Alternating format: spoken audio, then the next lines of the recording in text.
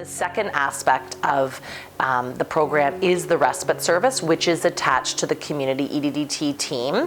And that's for kids 12 and up that could really benefit from having respite and needing a break from home. And sort of some of the crisis for those folks might be related to conflict in the family. And that respite option is a safe place for them to be, where they're learning some skills and having some help communicate and, you know, being out of the environment that seems to be very stressful. So Safe Haven services are voluntary, so we service 12 to 17-year-olds.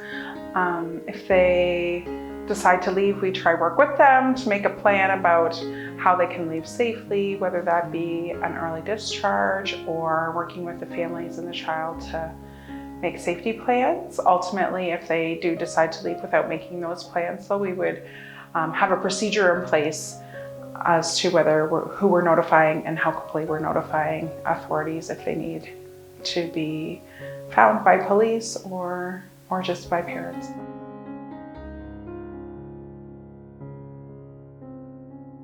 You can visit your child at any time. We can make those arrangements.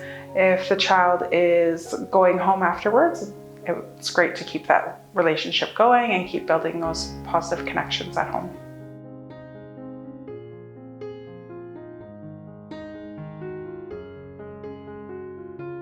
If you access Safe Haven Youth Shelter from the hospital, your spot at CAIP is given up, so you've opted for an alternate service.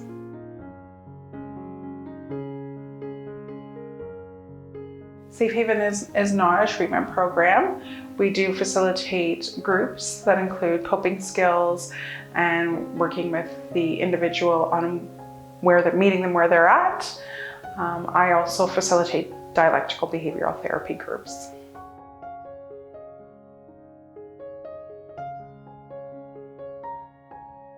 All the staff at Safe Haven are child and youth workers. As far as counseling goes, there's also a community mental health worker attached, and we can all work together to find what other resources are available for a person specific to their counseling needs.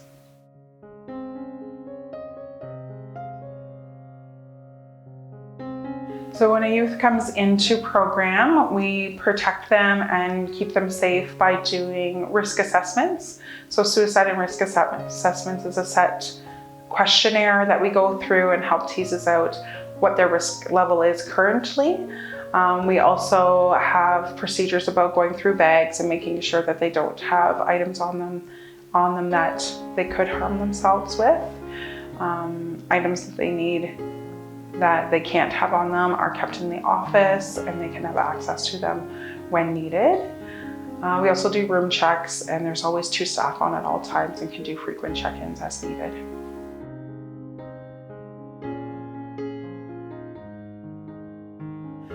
At Safe Haven, we have programming every evening and a rec activity every evening. Programming can look anything from building relationships to cooking towards independence and life skills. Also, the recreation programs are getting out in the community to practice those social skills and being involved in the community.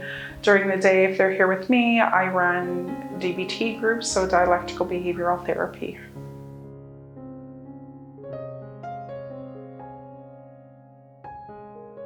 A day in the life of a youth who comes into the EDDT bed at Safe Haven can really be independently based. So we look at what their needs are and where they're at.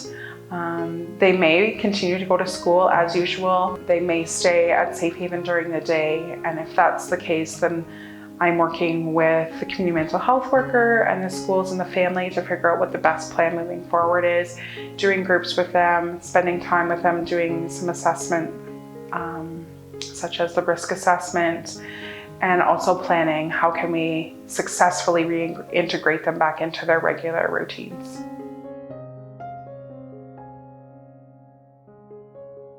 Safe Haven has 10 beds with 4 programs accessing those 10 beds. So there's emergency department diversion team, respite clients, crisis clients, and life launch clients. 2 beds are designated to EDDT, and there is the potential for EDDT clients to move into the respite program.